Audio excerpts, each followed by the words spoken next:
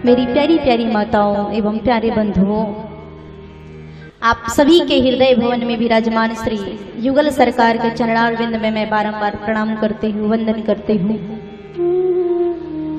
आइए आज कथा का सप्तम दिवस, कल की कथा में हम आप सबने बड़े भाव से महाराज सुंदर मेरे श्री रुक्मणी वल्लभ सरकार के विवाह का कथा का श्रवण पान किया।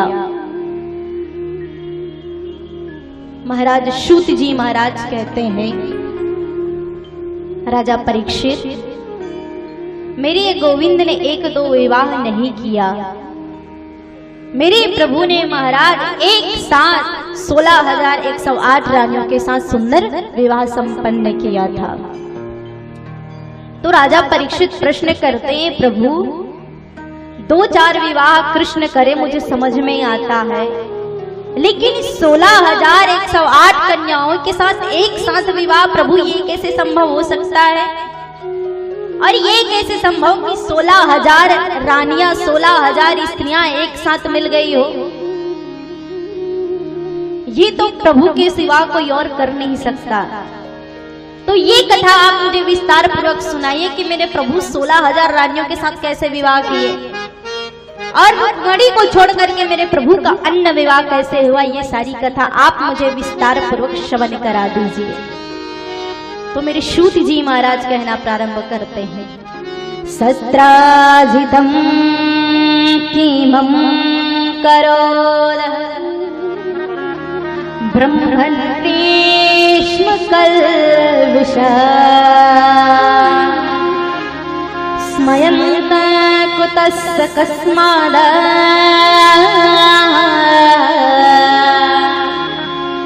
दत्ता तथा सुता हरे। सूत जी महाराज कहते हैं, राजा परीक्षित, मेरे प्रभु का प्रथम विवाह हुआ रुक्मणी जी के साथ और दूसरा विवाह महाराज सत्राजित नाम के एक राजा थे, जिनके पुत्री का नाम सत्यभामा था। ये सत्राजित कौन है महाराज?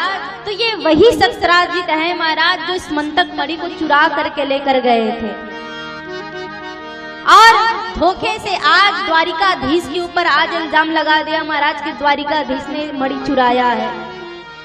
तो इस दुर्व्यवहार से बचने के लिए आज सत्राजित ने विचार किया, यदि कृष्ण का विवाह मैं सत्यभामा के साथ कर दूंगा तो मेरे ऊपर जो निरपराध का लोग उंगली उठा रहे हैं ये सब त्याग देंगे और मेरा अपयश होने लगेगा। ये सोच करके आज सत्राजित ने कहा, अरे कृष्ण, अरे गोविंद, तू मेरी पुत्री सत्यभामा को अपने विवाह के लिए समर्पित कर ले। आज मेरे प्रभु कृष्ण का दूसरा विवाह महाराज सत्यभामा के साथ हुआ। तत्पश्चात मेरे प्रभु का तीसरा विवाह महाराज मृत्यवृंदा के साथ हुआ, जो अनावर्त देश के राजा थे मृत्यवृंदा। उनके साथ मेरे प्रभु ने महाराज तीसरा विवाह किया। मेरे प्रभु का चौथा विवाह महाराज सत्या के साथ हुआ, जो कौशल देश के राजा थे सत्या। कौशल देश के राजा थे महाराज, उसकी पुत्री का नाम सत्या था। कौशल देश के राजा ने विचार किया था, जो इस रथ को महाराज 7 बैलों में नाथ लेगा उसी के साथ मैं अपनी कन्या का विवाह करूंगा। और जो ही महाराज आज मेरे कृष्ण ने अपने एक ही हाथों से महाराज 7 स्वरूप बना करके मेरे प्रभु ने अपने हाथों से आज 7 बैलों को नाथ दिया, तो आज प्रसन्न होकर के आज सत्या से विवाह करा दिया। तो कौशल देश के राजा जो सत्या थी, उनकी पुत्री सत्या, उनके साथ मेरे प्रभु का तीसरा विवाह हुआ। मेरे प्रभु का चौथा विवाह महाराज भद्रा के साथ हुआ। मेरे प्रभु का 5वां विवाह महाराज लक्ष्मणा के साथ हुआ। ऐसे मेरे प्रभु ने महाराज एक एक करके सारी कन्याओं से आज विवाह किए। महाराज मेरे प्रभु, मेरे गोविंद, तू पहले से ही जानते हैं, मेरी पत्नी के रूप में यदि कोई प्राप्त मुझे हो सकता है तो वो लक्ष्मी है। और वही लक्ष्मी महाराज आज मेरे कृष्ण के समक्ष रुक्मणी बन करके आई हुई है।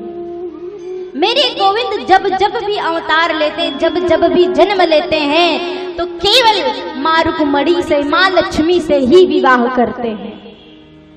और आज महाराज जब मेरे प्रभु द्वारिकाधीश बन करके आए हैं तो इस अवतार में मेरे गोविंद माँ रुक्मणी से विवाह किए। राजा परीक्षित कहते, प्रभु मुझे पता चल गया कि 6 कन्याओं 7 कन्याओं के साथ मेरे गोविंद ने राजाओं की पुत्री से विवाह किया, लेकिन ये 16,000 कन्या एक साथ कहां से प्राप्त हो गई, उनके साथ कैसे विवाह किया होगा? तो श्रुत जी महाराज कहते हैं, राजा परीक्षित, एक भौमासुर नाम का राजा था, दैत्य था महाराज, कन्याओं को पकड़ पकड़ के कारागार में डाला करता था। तो आज मेरे प्रभु विचार करते हैं, यदि मेरे देश में, मेरे राज्य में महाराज पापाचार बढ़ जाए, दुराचार बढ़ जाए, तो मेरे प्रभु का अवतार ही इसलिए होता है कि मैं धर्म की स्थापना कर दूं। धर्म संस्थापनार्थाय संभवानि युगे युगे। और आज महाराज मेरे प्रभु देखते कि भौमासुर बड़ा अत्याचार कर रहा है, इसके कारण से पापाचार दुराचार बढ़ते जा रहा है। तो आज मेरे प्रभु देखते हैं, भौमासुर के पास गए।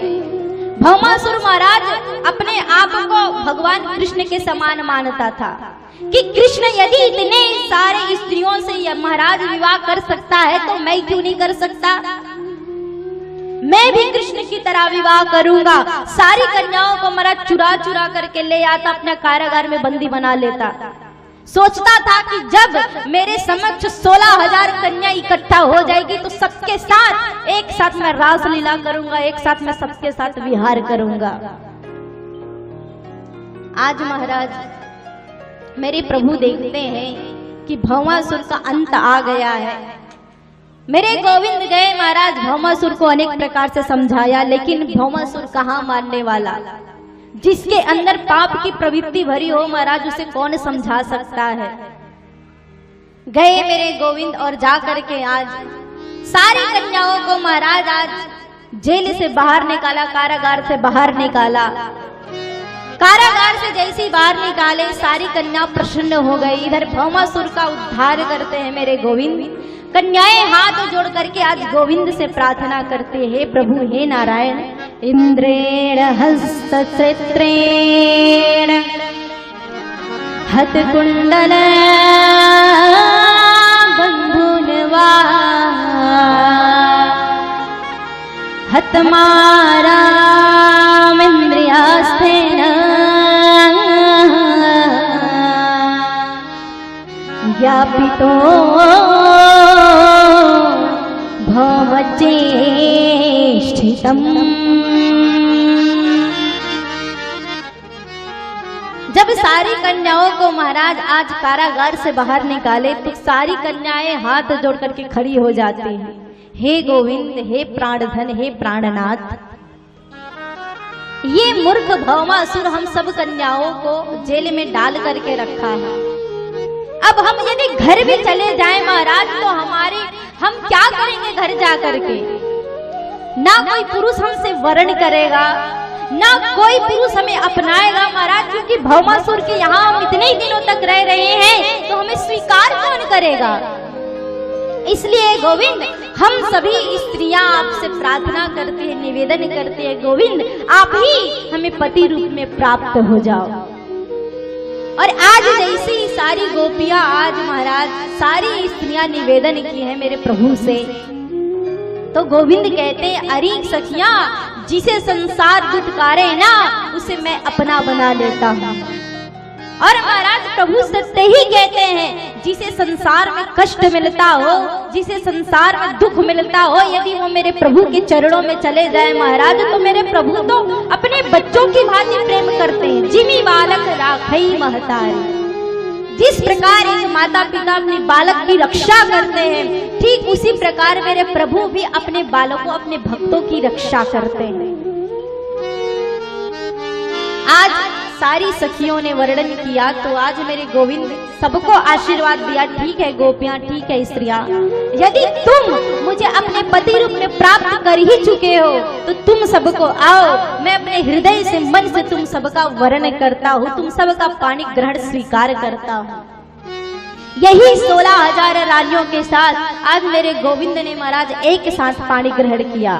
इसी से मेरे प्रभु महाराज 16,108 रानियों के साथ विवाह संपन्न किया।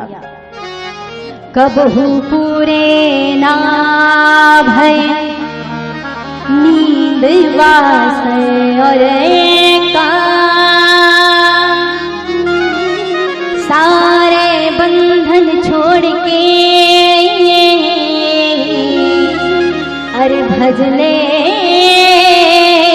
सीताराम।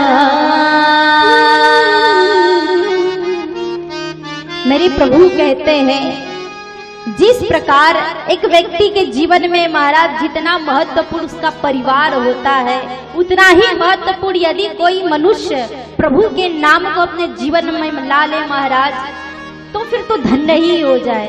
संसार में महाराज जीव को कामना ना तो काम पूरी होती महाराज, ना वासनाएं पूरी होती।